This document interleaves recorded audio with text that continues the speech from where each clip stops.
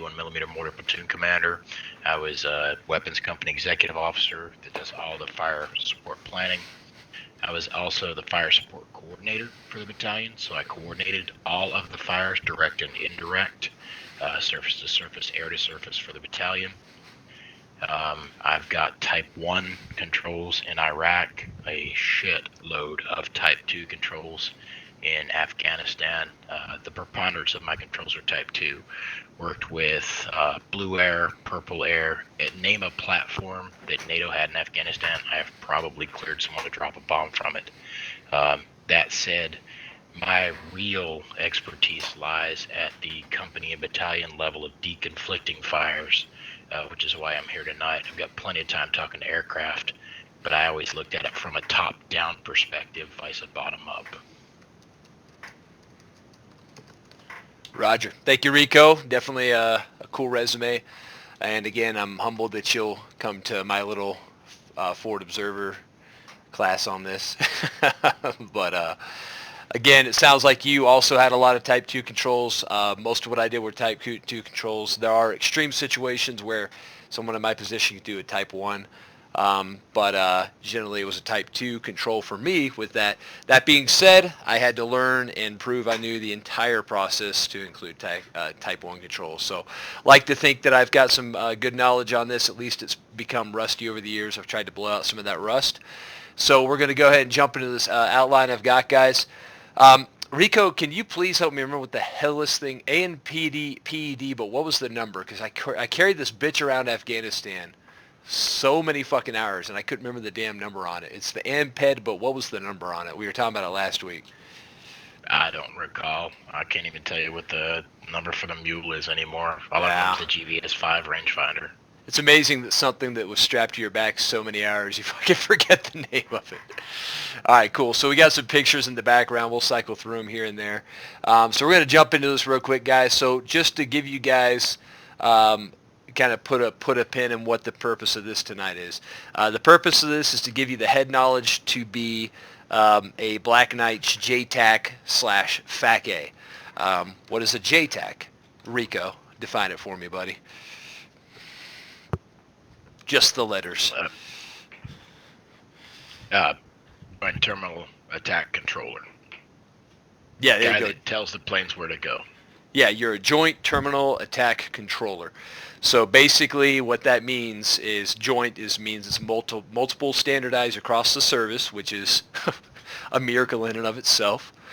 And I said JFO earlier, referring to my job, Joint Fires Observer. That's also a pretty recent innovation where they're standardizing fires observers. So a Joint Terminal Attack Controller, you control aircraft. They're in the terminal attack phases in combat airspace. Very important job. For tonight's purposes, we're going to give you guys the bare bones knowledge to work as a JTAC for our mission nights in a realistic, believable manner, and also as a FAC-A, which is Forward Air Controller Airborne. FAC, that term, has become a little bit obsolete, but is still in use for FAC-A, and that's going to lead me right into the history. So I'll give you guys a quick rundown. The original air controllers started out in the Army and probably not far behind the Marine Corps. This would have been, we had observers in World War I, but primarily in World War II. These guys were usually officers. They were forward air controllers, or FACs, and their job from World War II on into Korea would be to coordinate aircraft strikes. They would control aircraft coming into the battle space and use them for close air support. Now, as the years wore on, primarily into Korea, the Army, I know for certain, I think the Marine Corps figured this out too, they started to find that having just officers doing this job was straining the service a lot. It was, it was causing a lot of strain. Commissioned officers are hard enough to come by as it is, and it became apparent that this is a skill that the rank and file needed to have access to. So to really abridge it, there was kind of two things that happened. Number one, ETAC, which was Enlisted Terminal Air Controller, was one step that they made, and I don't know the exact dates when that happened, but basically it meant that enlisted guys started getting the CAS training. And then the FAC-A was also born. The FAC-A was an innovation of some Army general whose name I forgot, who thought, hey, why don't we take our ground observers, put them in the aircraft? Why was there a need for that? Korea. Korea was full of horrible frozen terrain, mountainous terrain, woodsy terrain, and sometimes a combination of all of the above. So it was necessary to get that fires observer or that air controller above the battle where he could still do his job. FAC-A was originally done in T6 Texans in Korea. In fact, believe it or not, in the first 6 years of Korea, I'm sorry, not 6 years, I think it was 9 months of Korea, 90% of airstrikes are coordinated by a forward air controller airborne. So it was an officer, an Air Force officer in the front or back, I don't know which seat the pilot commanding sits in the T6, and then either an enlisted or an officer air controller in the front or back. So it was pretty cool that that's how fast it caught on. Moving forward into Vietnam in modern times, the air controller, or sorry, attack controller kind of evolved into more of what's contemporary to today. If you ever watch We Were Soldiers, great movie to see JTAC do his work. And, it hasn't changed immensely since Vietnam, Cold War era. That's where a lot of things started to get standardized. I think the biggest changes have been Joint Fires Observer and Joint Terminal Attack Controller, where things have become more standardized across the service, although there is still definitely some differences. So again, what you guys will learn tonight is how to be a JTAC/FAC-A. You might think those things are different. They're really not. The FAC-A is flying a plane. He does some of the same, or has to know the same things that the JTAC has to know. The JTAC is operating on the ground. So those two are going to work hand in hand, and once we get you qualified to do the one, with a little adaptation, you should be able to do the other. All right, cool. Any questions on that before we push on, or comments? I think the Knights have only seen one legitimate FAC-A. That was, wasn't it Bluto? I think it was the only one that actually was acknowledged as our, local FAC-A. Indeed, and Bluto only got that because I nominated him for it after a mission. That was I think you were there for that mission, right? Yeah. Right? Oh yeah. Yeah, a lot of fun. He did really good. He really stood out as a FAC-A. But even Bluto, and Bluto was a great hog pilot, don't get me wrong, but even Bluto didn't have really the head knowledge as far as JTAC stuff. He just did a great job at the most basic level of FAC-A of marking targets and providing talk-on. So, yeah, absolutely. And that's what Scott and I have talked about. We need to standardize it, make it more accessible. We haven't given out that little squadron ribbon in, 6 years? 5 years? Yeah. So, something like that. So you guys complete this tonight and tomorrow. You'll have your nice little FAC-A ribbon, and I promise you'll get a chance to do it in the sim. It'll be a lot of fun. Marine Corps, we still do FACs. We actually get 3 air officers at the battalion who are true no-shit pilots. 1 goes to the Battalion Fire Support Coordination Center, and 2 go to companies. The issue is we've got 5 maneuver elements at the battalion, and only 2 guys actually doing JTACery or FAC-ery. So we did the same sort of thing through Iraq and Afghanistan, and I think when we went into Martian, we had 14 JTAC certified Marines, including our 3 officers. Yep, but I also know the Marine Corps is not keeping up with their JTAC need. I heard that years ago, and I've heard it's only gotten worse. So I'll be interested to see their approach on that. I've heard them throwing around a lot more ideas towards enlisted, almost something like the TAC-P for the Air Force. I was reading an article about it. So yeah, we've consolidated them at the RD regiments now. They're an actual commodity vice grunt with an extra fucking qual. Well, it was funny because, and I do love story swapping. I do, you guys, Balldog and Zero reel us in if we get too much down rabbit trails. But the Marine Corps did stand out to me, Rico, and in Afghanistan, it's the only branch that actually put a Harrier pilot in with the grunts. We talked to a guy who was wearing JTAC, one of those JTAC things, and he was a Harrier pilot from the Marine Corps. And we were like, holy shit, they put a Harrier pilot down here to call fires. So one of my best FACs ever was the C-130 guy. I shit you not. Yeah, it was awesome. So they still use that approach, which is pretty cool. But all right, guys, we're moving on. So again, we're just going to go into a little bit about what the JTAC does. Basically, JTACs are, we're going to look at it from the TAC-P lens because that's what I've done the most. I know the Marine Corps has tactical air control parties too. So TACPs are basically the Air Force's liaison unit that basically they coordinate with the Army maneuver units. They also coordinate with the Marine Corps, as I understand. They usually have 2 JTACs, an Army Forward Observer, and there may be another 1 or 2 attaches to the team. I usually worked with 2 JTACs and usually one other guy. Sometimes it was another 13 Fox. It really depended. The JTAC usually had a JTAC apprentice with him. That's what you see in this picture. I'd forgotten that when Bluto or Floundy asked this last week, why he didn't have his patch. But usually the JTAC has a guy who isn't fully rated yet. So that kind of popped back in my mind over the last week. So as a JTAC, it's your job to know the enemy situation, location, and friendly units better than anyone in the battle space. You need to know the commander's target priority. You need to know the available fires, the effects of fires, and the timing of fires, which that means is you need to know basically what firepower we have at our disposal and generally what those rounds are going to do, as good if not better than the pilots. You need to be able to identify and validate any targets of opportunity.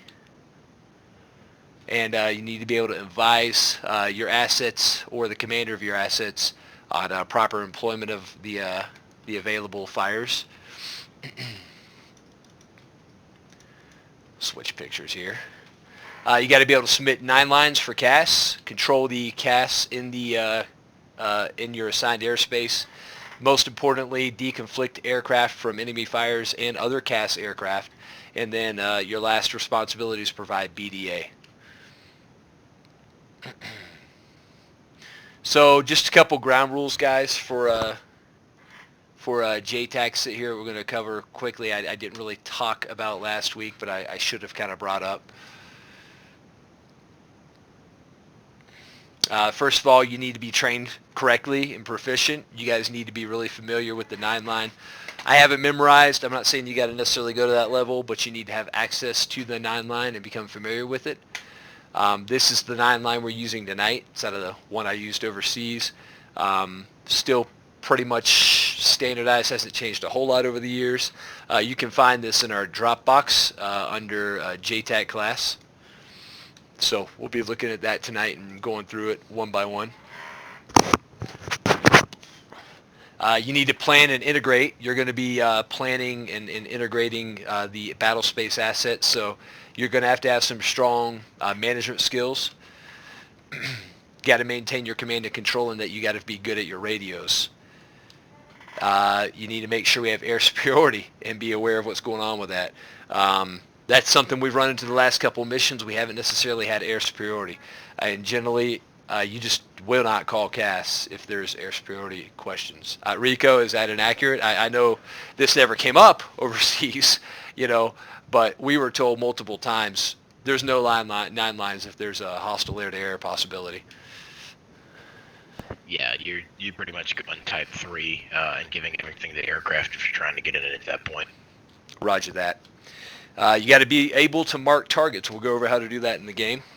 Know the appropriate ordnance. If we got a line of T-80s coming down the road, it's 275-inch FFARs accurate or proper. Well, the Harriers thought so a few weeks ago, and I couldn't help it. I'm sorry.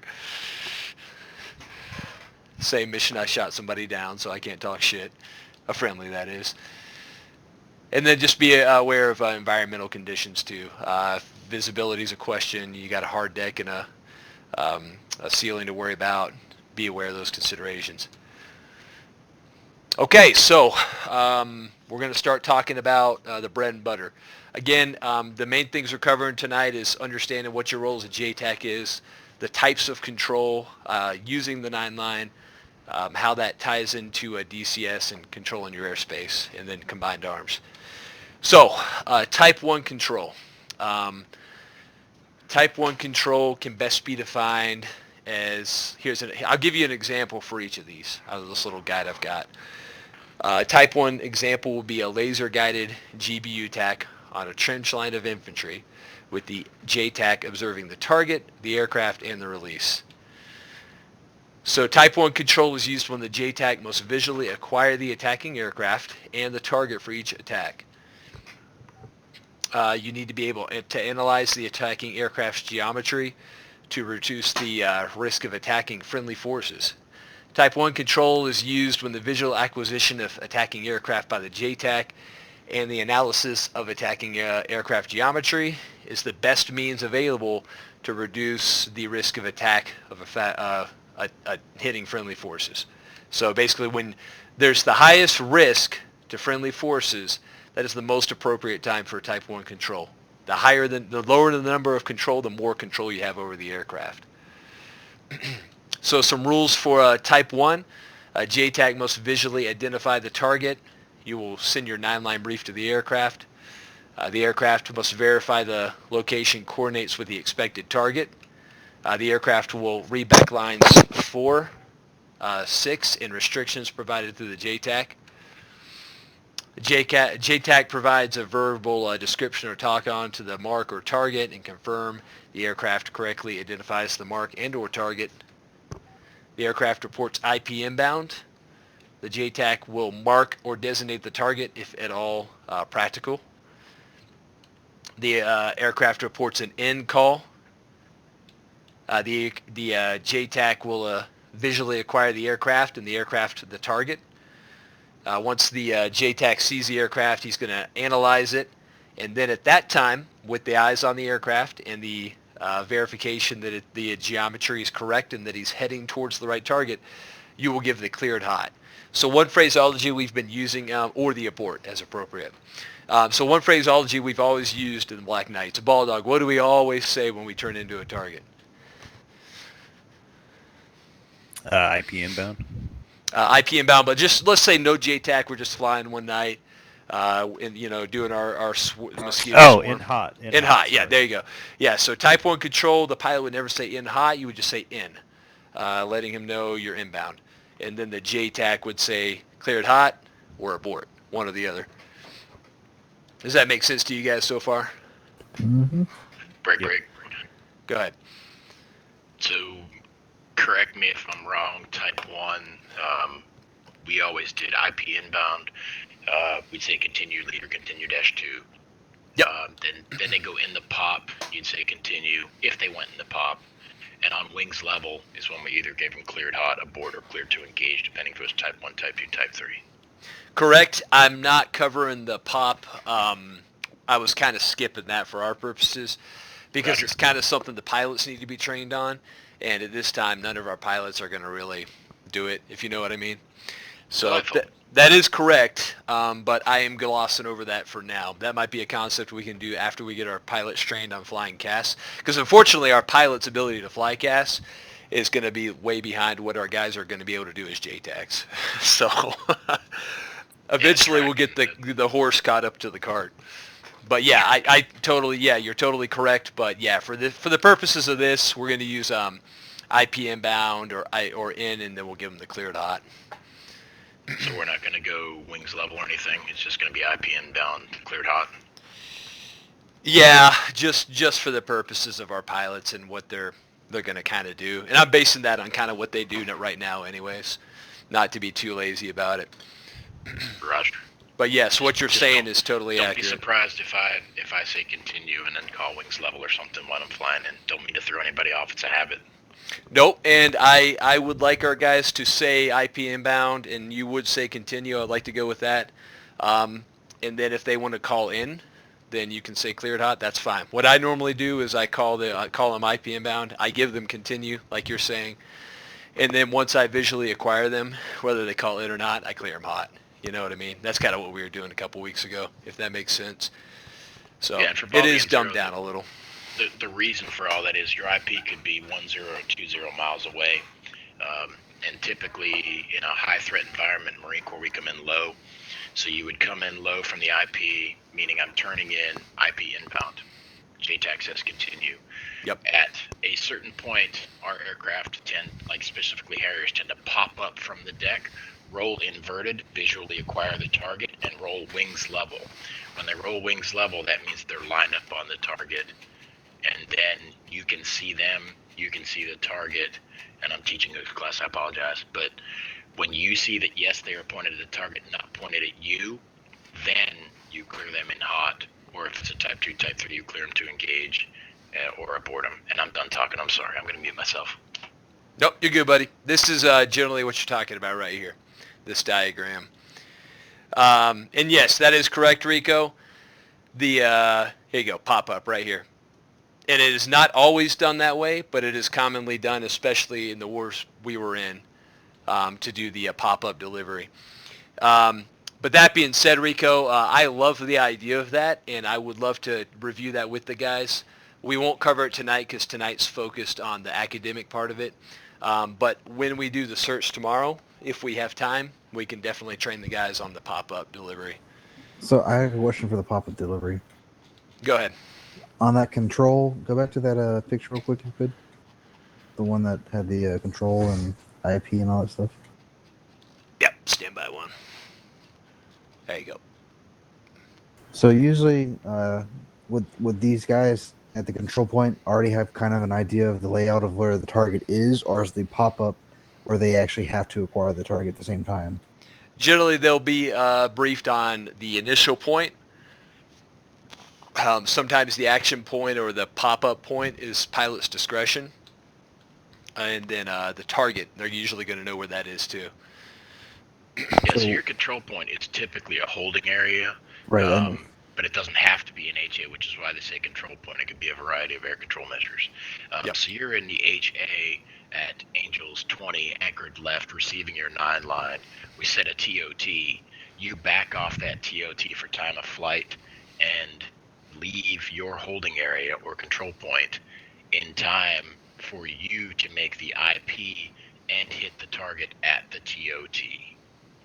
So you've already got your 9 line at that point. Right, but and that's very much a Type 2 or Type 3 situation as well.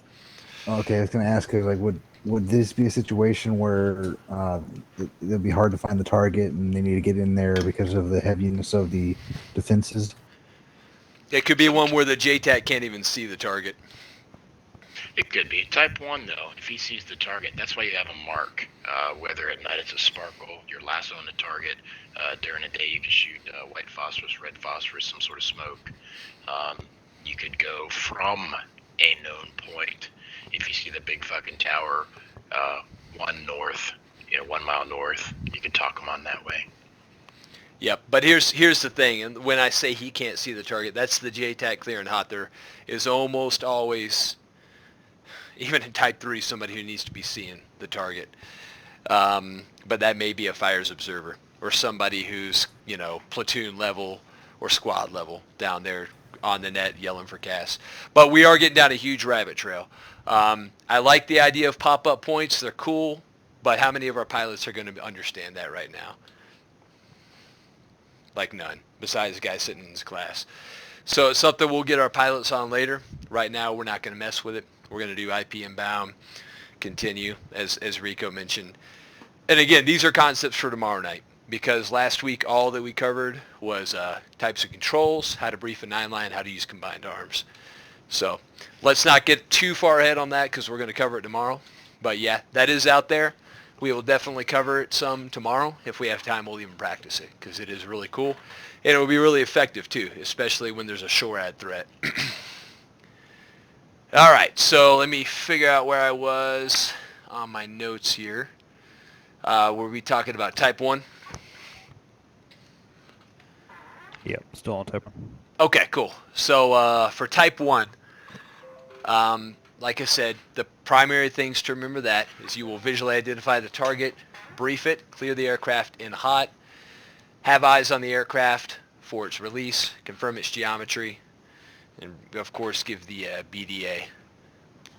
All right, we're going to move on to Type 2. An example of this will be a strike on an unmarked T-80 that isn't observed by the JTAC. So Type 2 is a type of control that's used when a JTAC requires control of an individual attacks. Note that phraseology, when it requires control of individual attacks and any or all of the following conditions exist. The JTAC is unable to visually acquire the attacking aircraft at weapons release. JTAC is unable to visually acquire the target, or the attacking aircraft is unable to acquire the target or mark prior to weapons release. The procedures are the same throughout as far as giving the 9-line, clearing the aircraft in hot, providing your BDA. But note the difference here is that the JTAC may not be able to see the target itself, or that he may not be able to see the attacking aircraft when it releases weapons. So we used this example last week. So if you had an aircraft, let's say an A-10, you've got a target in the valley, it's a BTR, you're lasing it. The A-10's coming in, and between his initial point, there's a mountain. But at his release point, he's in the open, and you have eyes on him releasing his unguided Mark 82. Is that a Type 1 control or a Type 2?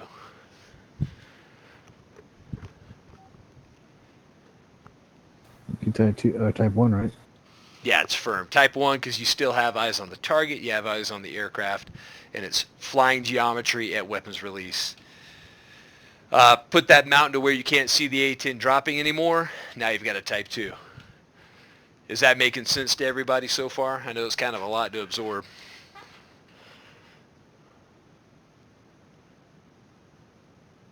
Yeah. Cool. So for these types of controls, one thing that's important to remember, and this will matter for Type 3 as well, is what type of weapon is being used. If you're using something that is inherently inaccurate, you need to just be advised that less control may not be the right solution. In fact, you can often be safer with a lower control if you have a precision strike weapon. A Type 2 or a Type 3 might be safer for your friendly forces if a GBU is involved, but let's say that the Mark 82 we were just talking about was being used. The Type 1 might be more appropriate because it's a more direct control over that weapon system. Rico, would you agree with that? Yeah, concur. Great example of Type 2 is B1 at Angels 60 dropping a fucking LGB, and I'm lasing for him. He never sees the target. I see the target. Type 2. Roger. Perfect. All right, cool, guys. And then let's go to Type 3. Can anyone who's not Rico guess what Type 3 is?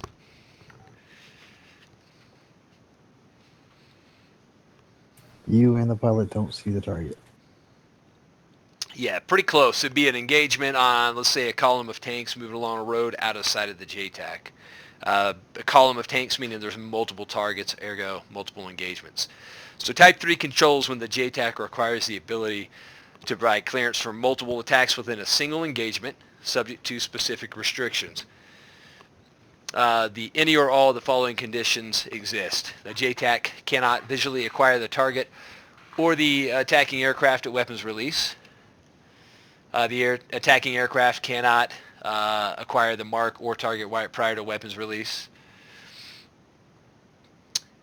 And a different procedure is used for this type of engagement because multiple attacks will be authorized. So what makes the difference between Type 2 and Type 3? Both of them, you can't see the target, and both of them, you can't see the release. Well, the difference is you're still controlling one attack at a time in Type 2. It's still tighter control. Type 3, you're going to clear them to engage when they're IPM bound or at pop-up.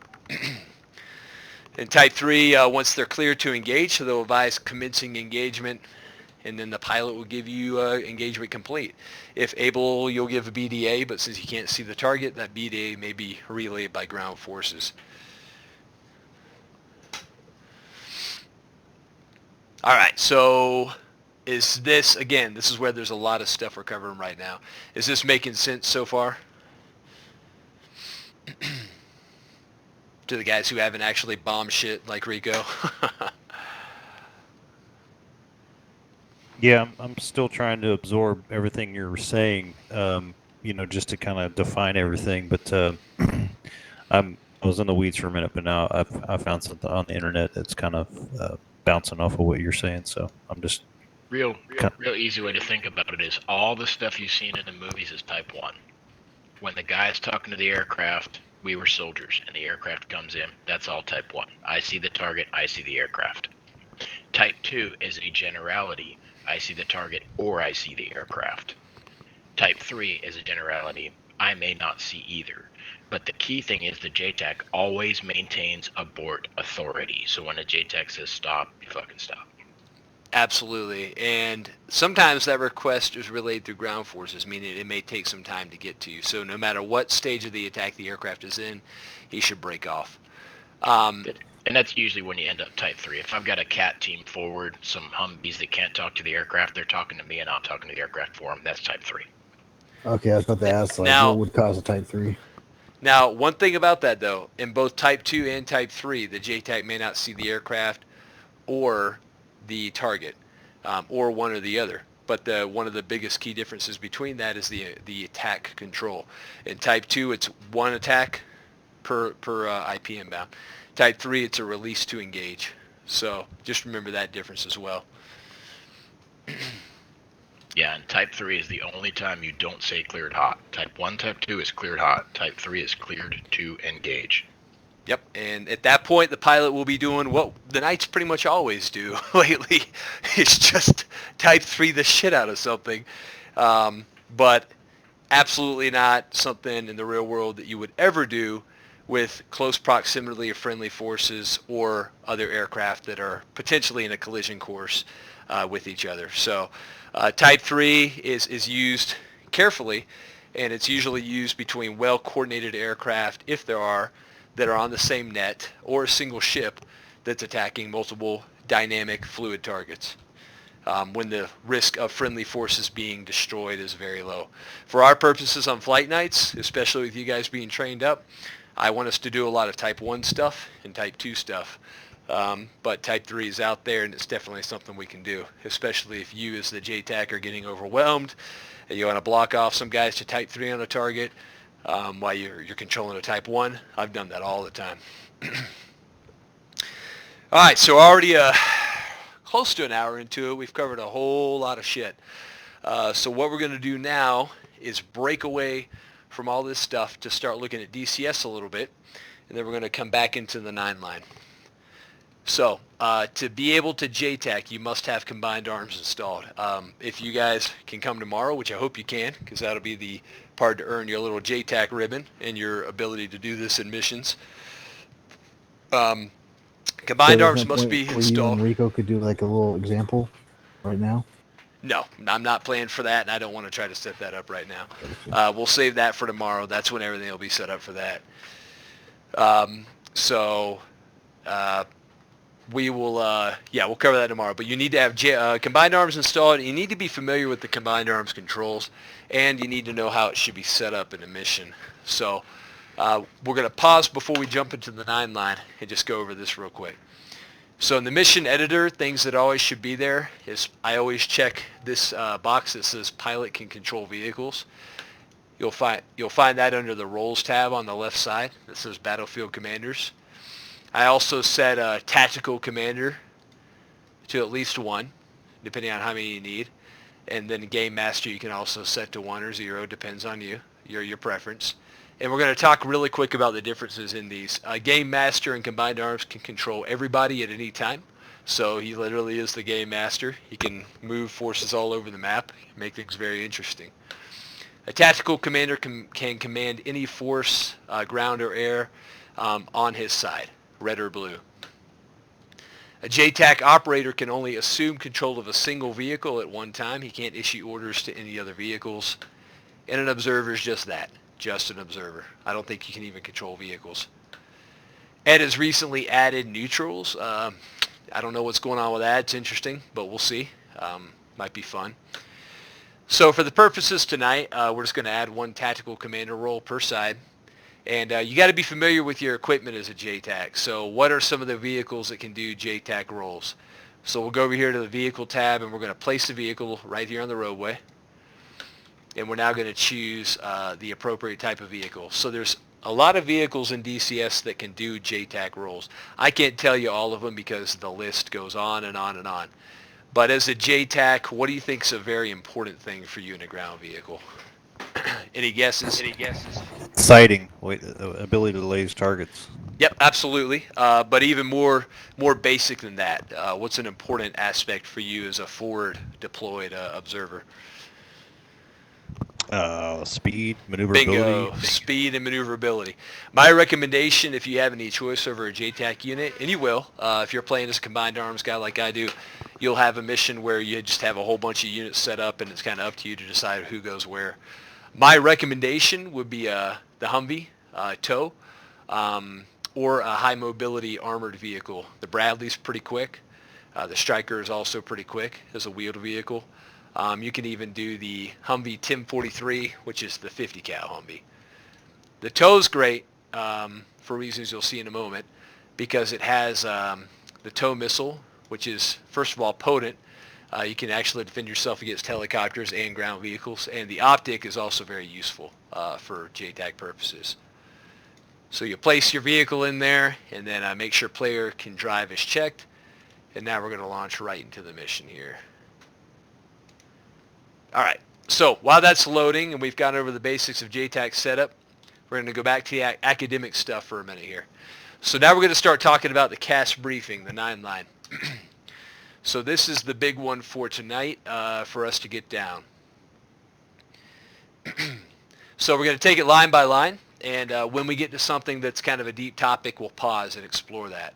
So when you call your 9-line in, the first thing you'll do is, hey you, this is me, like you always would on the radio.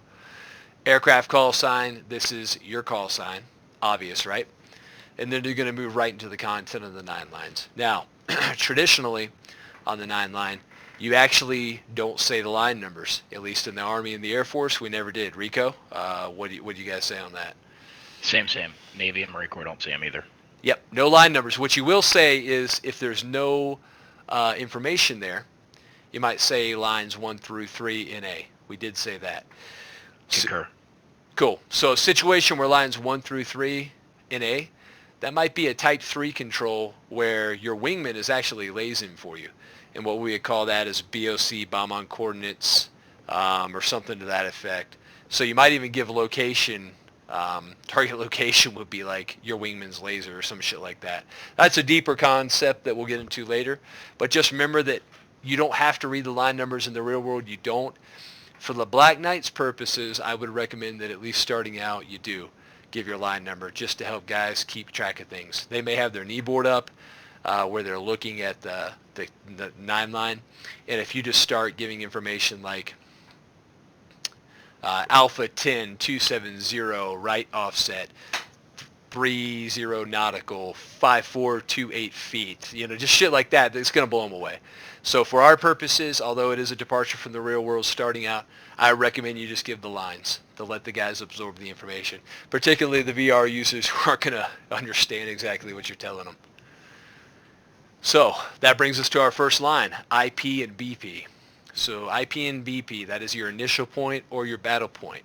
You can let battle point slip from your mind right now until we get the Mi-24, because that is used for helicopters or rotary wing assets. For our purposes, we're going to focus on the initial point, the IP. So there's 2 basic initial point concepts that we're going to use in the squadron, guys. I know, Rico, there's a lot more than that. As mentioned, we're dumbing down some concepts just so that the guys can absorb this information and use it at the squadron level without going to 2 years of school. So for the initial point, 2 things can happen in our missions. The initial point is pre-planned, or you as the JTAC are going to have to determine the initial points. What's the purpose of the initial point? Well, the initial point basically gives your aircraft a safe starting point to make his run in and orient himself to the target. The ideal initial point is going to be visible through visual reference for the pilot, so easily findable, or even more ideal, an actual stored waypoint aboard the aircraft. Again, pre-planned initial points are awesome because the JTAC knows them and the aircraft knows them. So is there really much to explain on that? Not too much.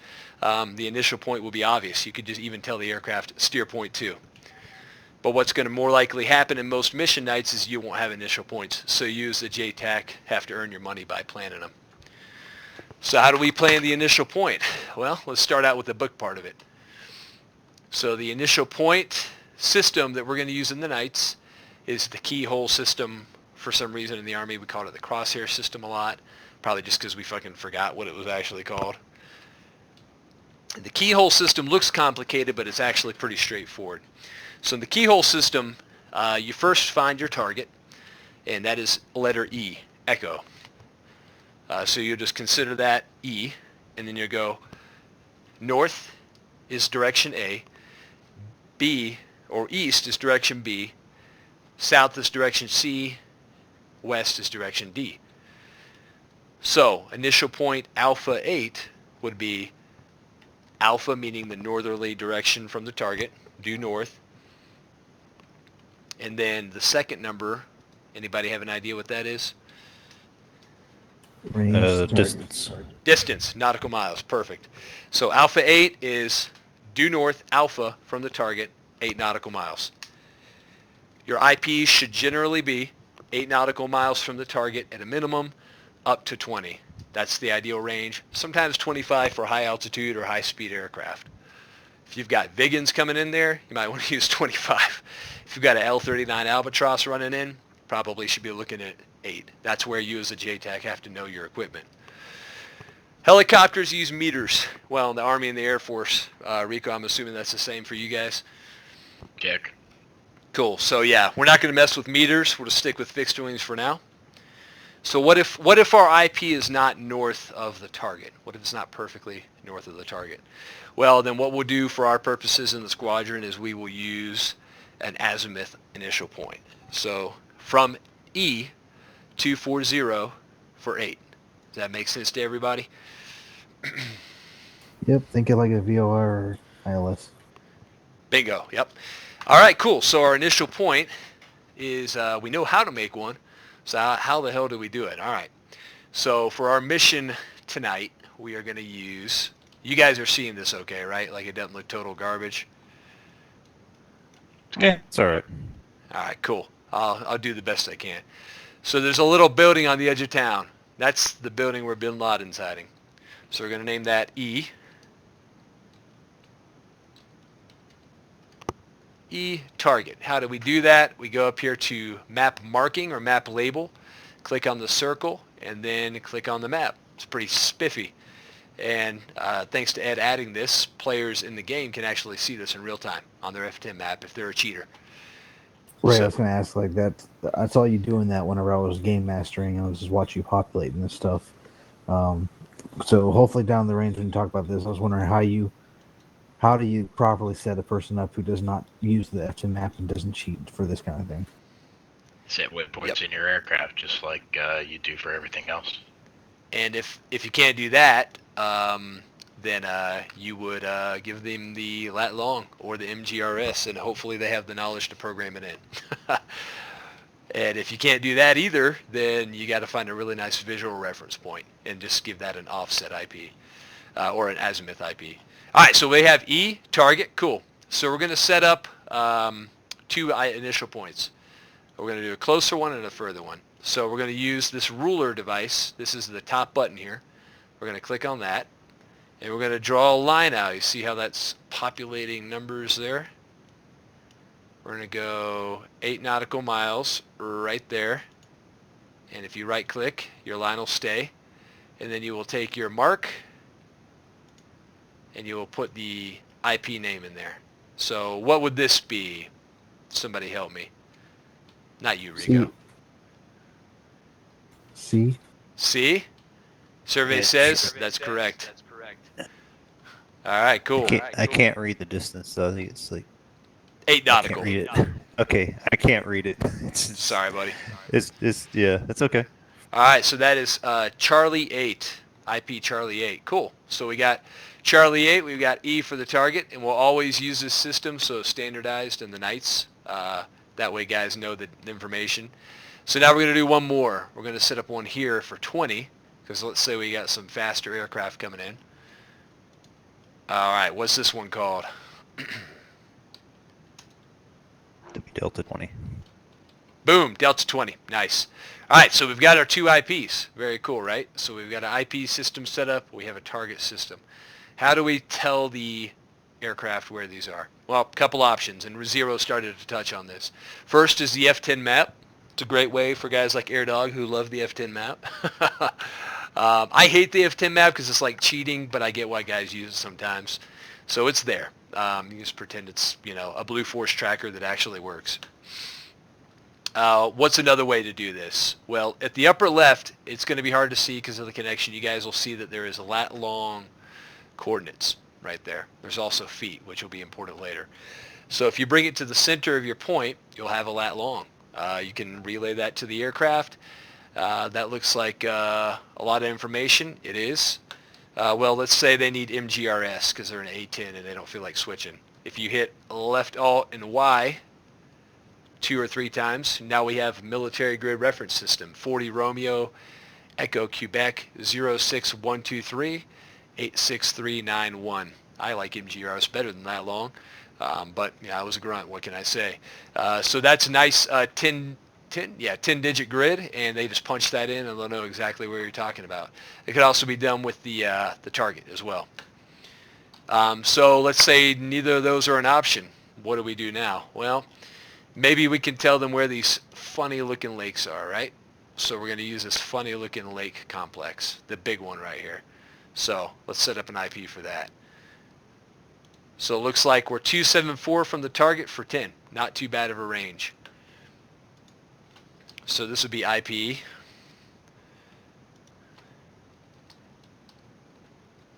Two 27410. And that will give the pilot some information that'll be useful later. Out of the IP systems that you can use when the pilot is unable to look at the F10 map and unable to understand the information you're giving him as far as like MGRS or lat long, the azimuth IP is probably a great way to go. Because then you can say, hey, your IP is 274-10.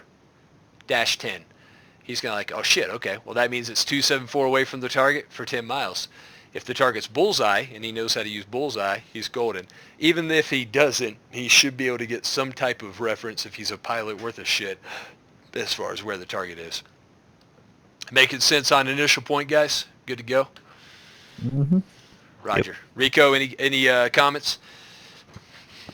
We habitually gave altitude as well. So proceed IP Charlie 8, hold at Angels 815, advise when established. Roger. Covered tomorrow. We'll definitely do that tomorrow. That's kind of like I said, the before and the after 9-line stuff that we'll do with our aircraft in the sim. So remind me of that shit tomorrow because we're going to do block altitudes and we're going to give them information on how to either put a guy at a control point, a holding area, or tell him hold 270 for 20 from IP 2710 whatever, and it's going to be fucking, what was the term? What we call the surface? Base plus 12. Yeah. So it'd be like hold 20 nautical miles west, base plus 12, IP alpha 10. There you go. So we'll cover that shit tomorrow. The aircraft going in, the aircraft going out stuff. But Roger. Okay, so heading, important, line 2. That's initial point to target, magnetic, right? So why does the pilot need to know that? This is going to greatly help his situational awareness. If a pilot is confused or is maybe navigating or communicating before he's aviating and has his shit out of order, he might fly the wrong way. Maybe he'll fly the opposite direction. He'll hit your IP and turn around and fly away. Definitely has happened. Rico, I'm sure you could attest to that. Or maybe he, loses situational awareness and bombs you. So line 2 is heading IP to target. So what will be IP to target for this? We know it's 274/10 from the target, right? 094. 094, bingo. So you can either rattle it off your head, depending on the type of IP you're using, won't be too hard. If we're using IP Charlie 8, we know that the approximate bearing to target would be 360, right? But that's not totally exact because our IP may be offset a little bit. So use your ruler. Just do yourself a favor when you're writing your 9 line, and just go ahead and draw your 9 line or your ruler to just make sure that your pilot's getting the best possible information. So it looks like 0, due north is right to the target. And then offset. Excuse me, offset, what's that? All right, cool. Right next page on here. So there's 2 offset options for your pilot. This does not have to be used, but it may be used depending on the terrain, the threat, other flights leaving the target area, or Rico, give me something I hadn't thought of. That's off the top of my head. Terrain for masking, friendlies, something like that. Yeah, cool. Maybe friendlies. Maybe you don't want to overfly friendlies with live ordnance. I would like to avoid that. So 2 options. Gun target lines, things like that. Yeah, there you go. Good example. All right, cool. So gun target line. Here we go. He just brought that up, and I was too retarded to see it right in front of me. So you've got friendly artillery lobbing rounds, right? So they're lobbing it right down the line of the IP. So do we want an aircraft flying through a bunch of shells? Nah, avoid that. So we'll do an offset left or right, because eventually he may find some of those shells going through. That is the reason, if I remember right, isn't it, Rico? You don't want him to catch some ordnance. Big sky, little bullet. He'll be fine. Yeah, exactly. So your options on offset is right or left. The pilot will know when he hits the IP to either offset right or left. Remember, you don't have to do that. It's just an option. All right, so offset's pretty simple. We've covered heading. Distance. Again, IP to target in nautical miles, or if it's a helicopter, in meters. So I don't think we really need to expound upon that too much. So target elevation, description, and location. So to brief on this a little bit, we're actually going to hop into our JTAC unit. So we're going to control the JTAC unit by clicking on it, and then we're going to hit alternate, right alternate in J. And now we've got control of the JTAC. Pretty sweet, right? So we're actually in the weapon optic for the combined arm unit right now. And become familiar with the controls in combined arms, because there's a little bit to it. You have to shift gears for your vehicle. And you can also use Autopilot. So let's say that we want to move this guy while we're doing other things, which are going to be very busy as a JTAC. So if you click on your unit, hit set path, click where you want him to go, and right click, he now has a waypoint. But he's not moving though, right? So go back into your unit, hit C for Autopilot, and what do you know? Your driver gets to work and starts moving you along. So just something to manage resources for you. Once you're in this, oh, that's nice. There you go. Once you're in this view, you can do a couple other things. Insert will take you to kind of a third-person shooter style view. Pretty cool if you're in a firefight to keep your situational awareness. F7 takes you to a really nice external view as well. And if at any time you hit Control F11, that'll actually free cam you. So you can look around, drive your unit around, so on and so forth. And of course, F1 will take you back to your primary view, and use insert to toggle back into the weapon optic. There we go. So this is not actually our, we're going to pretend that car is the one with Bin Laden in it. So this is not actually our JTAC view. This is our weapon view. So if we hit B's and Bravo, just think binocular, now we have our JTAC view, right? So what line are we on our cast brief? I think we are on target elevation. Why did I bring you here? Well, you've got some great information in your JTAC binocular. So if you hit L to turn on your laser, you now have target elevation, the range from you, and the heading from you. And you're also actively lasing. If you see 1688 L at the bottom, that shows that you're lasing your target. So you can determine your elevation through this manner, or you can also just go to your target and hold your cursor over it and cheat with the F10 map. You'll see it's 71 feet at the upper right. I like doing it this way, more realistic, and it's also more exact. You may not know exactly where your target is on the F10 map if the mission designer hasn't spoiled you with the ability to see everything. Cool, so target elevation, and while we're in there, we can also go to target description. Remember, elevation's in MSL, by the way. So target description. What would you guys say target description right there, if you can make that out? White sedan. Um, I can't really tell if it's between buildings or not, but Good enough. White sedan nestled between mud buildings or B&P in the open. Perfect. Yep, that's exactly what we're looking for. Just a good description, especially if there's other targets to differentiate and avoid collateral. All right, cool. So target description is pretty self-explanatory. Target location. This is where it gets a little bit more complicated. So the options for this. Lat long. Is it really something you want to give? No. You've already given lat long. It's your IP, and that's a lot. That's a lot of time on the net. But you can do it. Grid coordinates. What's grid coordinates? That's MGR, military grid reference.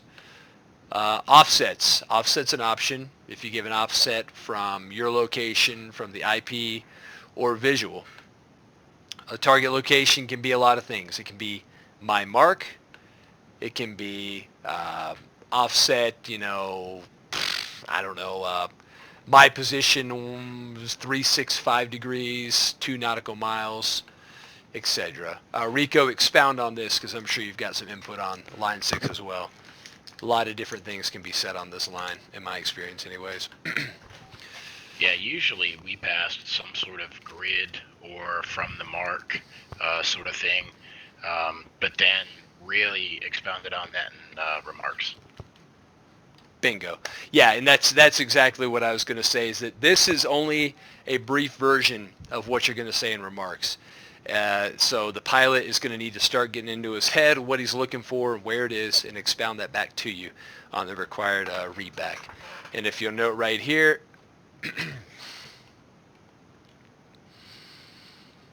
the star right here is basically denotes the minimum essential and limited communication environments. Bold is items that are read back when requested, which in this case 1, 6, and 8. So give 6 because if you're in minimum communications, or God forbid you lose communications, at least he's gotten some information. My preferred thing on this is an offset from my mark or visual marking or my laser, 1688. And you will also repeat some of that information in line 7. Target location really comes into its own when there's been hits. So you might say target location from dash 1's hit, 270 for half a mile. Something like that's totally appropriate. So that's open a little bit to your interpretation. Just drop something that makes sense. Type of marking. All right, cool. Back to combined arms. So we have Willie P, laser, infrared, and beacon. Believe it or not, in DCS we have all of those except for beacon. We do not have an IR beacon, unfortunately, like those badasses in Black Hawk Down. But we've got everything else. So type of marking, you'll advise on what your method of marking is. So for this purposes, we're going to say laser, and then we'd immediately follow that with code 1688. So back to DCS. How do we do that? All right, well, we talked about how to turn your laser on. And once you see that blinking 1688L at the bottom, that means you're actively lasing. So simple as that. But let's say that it wasn't that simple, and we're not going to be able to actively lase the target. We're taking fire, or it's a type 2 control, and we're going to pop up, mark the target, then go back into cover because we're getting just shot shitless. Well, let's go with smoke. So combined arms, you have multiple options for smoke, orange, red, or green, and note that you only have 10 total. See this O-R-G on the left side? We're just one letter away from orgy, but that's your smoke remaining. So 10 total isn't a lot per type of smoke, that is, per color. But you do have that in every unit. So if you have multiple JTAC units, you'll have a pretty good amount of smoke. So to fire smoke, get as close of a hold on your target as you can, and then hit 1, 2, or 3 on the keyboard. I just hit 1, and you'll notice we can't see the smoke. That's because it's really sensitive. See how that smoke's coming up behind the target? I tend to hold it just in front of the target, like right about here. We'll do green this time. And we're just a little bit closer, but you can see that's not quite perfect. So in this situation, we can range my smoke and know it's about 848 meters past our target. All right, so it looks like the smoke is just about 17 meters past the target. So what we could actually tell the pilot if we did this is we could say offset for my smoke 180, 18 meters. Would that necessarily matter, with the type of ordnance? It might. It depends. That might be the effective kill radius for a lot of things. So just keep that in mind. With your smoke, it's a little tricky. Take some practice. Try to aim a little low if you can, because I think right about here is a sweet spot. We'll try it again. There we go. So we're closer, but we've basically bracketed it. So just be advised the laser is the most accurate. Then finally... So, quick question. Yep. Say that, do pilots sometimes have it where when they're coming in, the first initial fly in, they can't get a beam on it enough to drop weapons, but they can get the target, and then they can go back around and engage? Have they done it before? Can definitely be done. Show a force pass or the target. The pilot's just cold. The pilot always has the authority to hold off from weapons release and fly off the target cold. He always has that right to do that. So yeah, absolutely. He could even request a pass, flyover. It's going to depend on the environment, the type of control, the threat to the aircraft, but definitely doable. Rico, remarks on that. Yeah, absolutely. A lot of times what will happen is your agency firing smoke is an indirect fire agency, like a mortar, and mortars are inherently inaccurate. So the fucking thing could be way the hell off, and you as a JTAC may have to wave him off. If he acquires, typically what I've seen pilots do is they will request immediate reattack, which is something that normally the JTAC does. They'd be like, hey, I'm off cold, request reattack from same IP, or, short attack from the left, and you talk him on from there. And they'll give usually report IP inbound, or they may give a direct talk on reattack and just give them cleared hot. I've heard both, and that's something that I was bread and butter for me working with the TACPs. They would need a marking, and it's daylight, and an infrared marking or a laser marking, because it was the type of ordnance was not necessarily going to be able to be laser marked.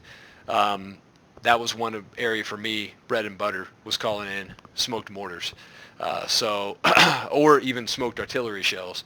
So yeah, you as Rico pointed out very correctly, that method of marking may not be precise. All right, cool. So lasers are our most precise. Smoke is our second most precise. But we also have a great visual tool, although it is dependent on it being dark or at least near darkness, and that's our IR pointer. So I'm going to turn on in for night vision. Note we also have thermal vision, by the way. And we have something called the IR pointer. So Z for thermal vision, just so you guys know. So if I hit in for night vision, and then I hit R, that's our IR pointer. Now this is going to be kind of weird. But if I kind of flicker the night vision on and off, you can see that IR pointer for just a second.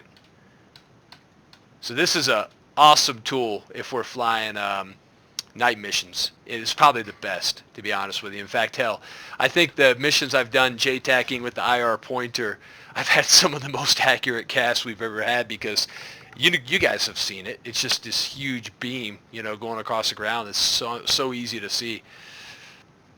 But with that being said, there's some really important considerations to using your IR pointer. It is not a guidance laser. It will not guide ordnance. That is a totally different encoded laser. So you need to remember that if your IR pointer is on, but you're also lasing, and you're using the IR pointer for visual acquisition for the pilot, then you need to make sure both are on. Your IR pointer and your laser can both be on at the same time. They're two different lenses. Rico, give these guys the biggest oh shit with an IR pointer that you have to be careful for. Shit, I don't know. I mean... What's the worst fucking thing that can happen with an IR pointer? Oh, they think that you're the target. Yeah, they attack the wrong end of the beam, right? So how do we avoid that? Absolutely. You got a cone that goes from you. You don't want to pass them directly over you, because they don't know if the laser's coming from the target to you or you to the target. So you offset them left or right, so they can pick up the target. Do the same thing with the guidance laser. Exactly. Another tactic: wave the laser in the air. Yeah, sparkle, make a cone. Yeah. Yeah, we call it lassoing, We'd Lassoing, shoot it straight yeah. up in the Lasso. air and do like a figure 8. And when they said visual, we'd bring it down on the target and we'd lasso the target. Yep, and that's really important practically, and DCS is a great sim because a lot of little real-world things come out like that. Because one of the times where I got to work with some controls at night at a live fire at Fort Hood, they turned it on, the pilots didn't see shit, this was with Apaches, until we shot it up in the air. And they're like, oh yeah, tally, and then we brought it down to the target. That does two things for you. A, it's going to make it easy for them to see it. B, it keeps them from bombing the wrong end of the laser. So just keep that in mind if you're using that tool. Okay, so we've covered methods of marking and how to do it. Now let's talk about laser to target line. I would always give this. If you're using that IR pointer at night, I would always give this. Laser to target line for us would simply be what we're seeing in our optic. It's very easy to give. In this case, 0 degrees, right? I mean, practically it's 0.19. For us, 0 degrees. Again, that's just going to help the pilot further reinforce in his head, all right, this end of the laser's the bad guys, this end of the laser's the good guys. Location of friendlies, really important line, one the pilot must read back. So in this situation, how do we figure out where we are? Well, there's a couple ways you can do it. So we know that the target is 0 degrees for 8,000 meters north of us, right? Sorry, 800 meters. So we're close. We're danger close. So location of friendlies would be, somebody throw it out there. South 1000. There you go. Yep, 180 for 832, or you could say, practically speaking, 180 for 800. One click, whatever. I would give a pretty good range. In my experience, this was almost always in meters. I don't know why. I think it was easier for us to figure it out. Rico, any thoughts on that? Nope, that's why I said South 1000. I always rounded shit too because it's quicker. Yep, and Marines being the body slayers they are, you round it down, we round it up. I'm sorry, we round it down, you round it up. Forget about those 200 meters. Isn't MGRS inherently in meters anyway? Is that kind of the Affirm. purpose? It is. Yep. Yeah. Cool. So that's a quick way to figure it out, guys. Just give the reciprocal bearing to your target and read the range you see on the right. Another way you could do it, the good old F10 map. Just draw your little handy-dandy pointer down to where you are. Looks like we're 0.45 nautical, so practically half nautical mile, 181. Both basically the same thing. Okay, position marked by, well, there's a few ways to mark it in real life. IR strobes are very popular at night. Unfortunately, we don't have that cool shit in DCS. So, a couple things I've done. Smoke, very popular. Just look at the ground next to your unit. Use green smoke. That's my personal favorite. And you say friendlies marked by green smoke. It's that easy. That way they know that you are near the green smoke. You can even say friendlies south of green smoke, friendlies north of green smoke, etc. Green smoke's great. IR pointer can be used to mark your position if you point it up in the air. I've done this only, I think, in one mission all the years we've flown, just because smoke is hard to see at night. So they see an IR pointer going up in the air. The thing about this, though, is you're going to need a couple units to do this and still have eyes on the target, or it'll be a Type 2 or Type 3 control. And the only time I did this was because I'd already lost a ground unit to getting fragged by one of our fine fellas, so I I did IR marker in the air just for the added situational awareness. Those are unfortunately really the only two methods we have in DCS to mark friendly positions. Do you have to mark your position? No. Is there times where you shouldn't? Yeah, definitely. If you're taking fire from the enemy and you don't want to give away where you're at, your observer's at, yeah, you're not going to mark. But in DCS, it's at least not right now modeled that matters. So feel free to mark away. Use that green smoke. And then finally, egress. A few things you can say on egress. Usually you'll give them an off direction. So egress to the west, egress 270. You might say maybe a different control point. So egress control point alpha.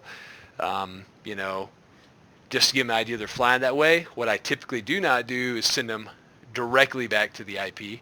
It can be done, but it may cause safety issues if you have other aircraft coming in. So just remember the IP is meant to be that initial run to the target.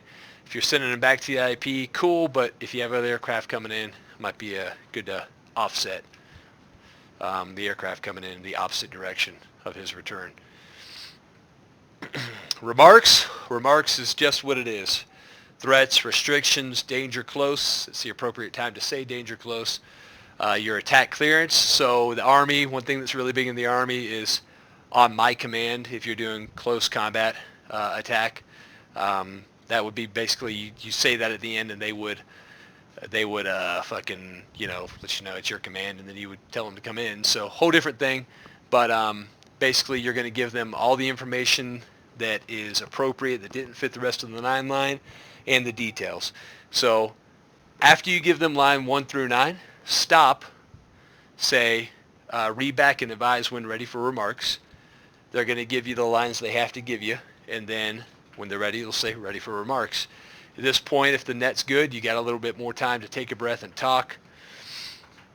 And then finally, if appropriate, you can give a time on target, which is something Rico alluded to earlier. Or time to target. So stand by, stand by 30 plus 15. So let's say if it's 2300. Rico, give an example of this, because time to target is something I never used, and I don't know if it's something you did.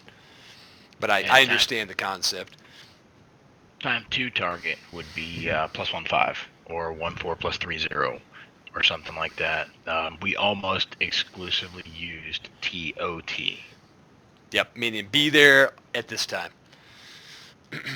So time on target is an easier concept.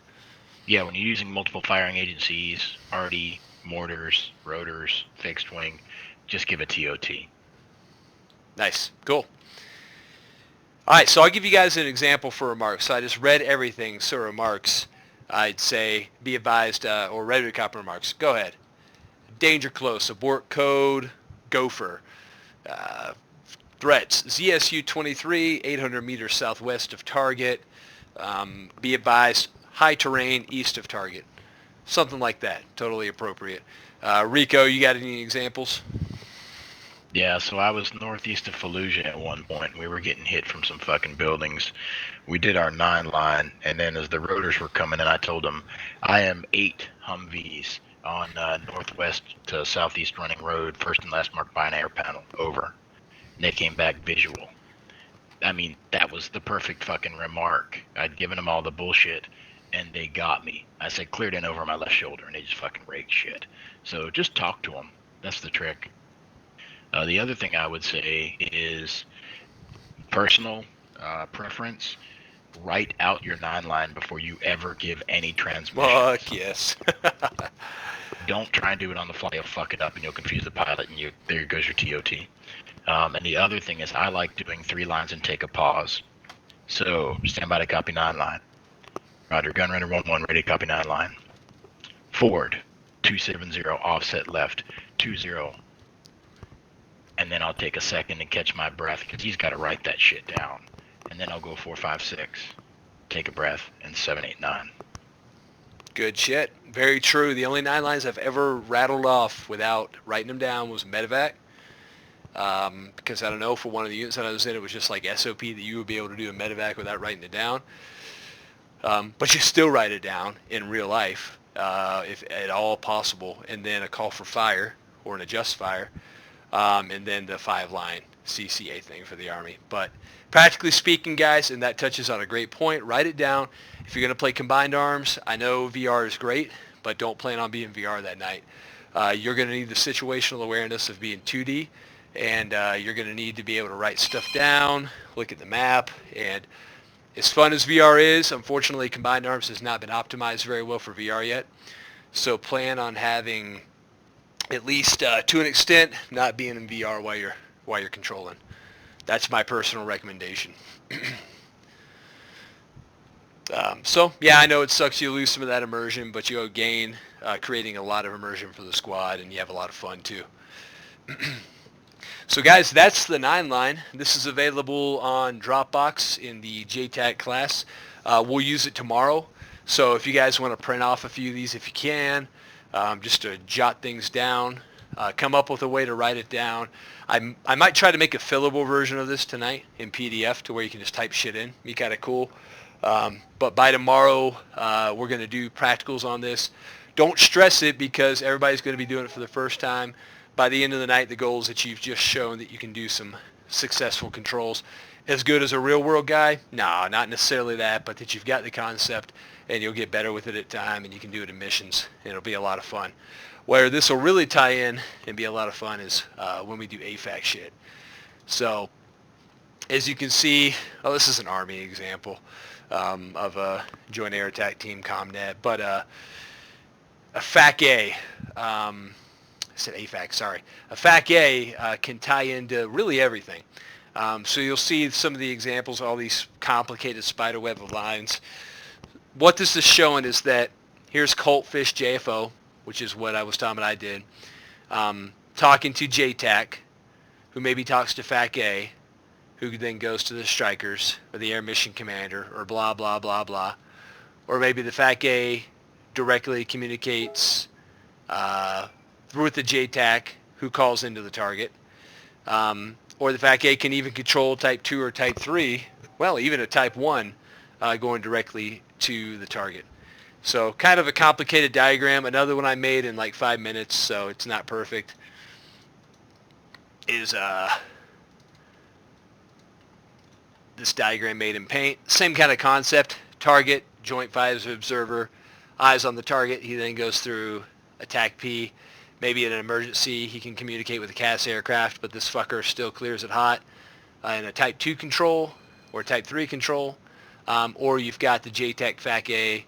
He may go through FAC-A, Fire Direction Center, God knows what else, to the CAS aircraft. There's a few different options. What I'd love to do, now that you guys are trained in this, is one night maybe we have a JTAC and a FAC-A working together, because there's so much work for a JTAC in controlling even 4 or 5 or 6 aircraft. It would be awesome to have a FAC-A doing all that with it and working on helping control points, holding areas, sending them to the IP, etc. The FAC-A can also, like I said, do a Type 1 control. He can actually be above the target, lasing it, hitting it with smoke, to get those runs in, and doing the same thing the guy on the ground would do, but just with mobility in the air. So we're about wrapping it up. I know it's getting a little bit late, but I wanted to field some questions and just like I said, let you guys know what we're doing tomorrow, which is the practical shit. So tomorrow we'll go over what you do prior to getting the aircraft, the 9 line. So your holding areas, control points, etc. We'll do the 9 line. We'll have you give the observe the release, the battle damage assessment, and then handle what you do afterwards. So we're going to use L-39s, multi-crew if it's possible. Rico, I really could use your help tomorrow from the instructor standpoint too. Do you have the L-39 installed at all? Come on, we've flown it together. It's the first plane we crashed together. Yeah, exactly. I Cool. shot him down with the F-14. So tomorrow, guys, make sure that you have combined arms installed and that SRS is ready. We'll go over SRS AWACS or ground controller mode tomorrow, but just make sure you have all that ready. And now that all that's done, any questions? I'll field any questions you guys got.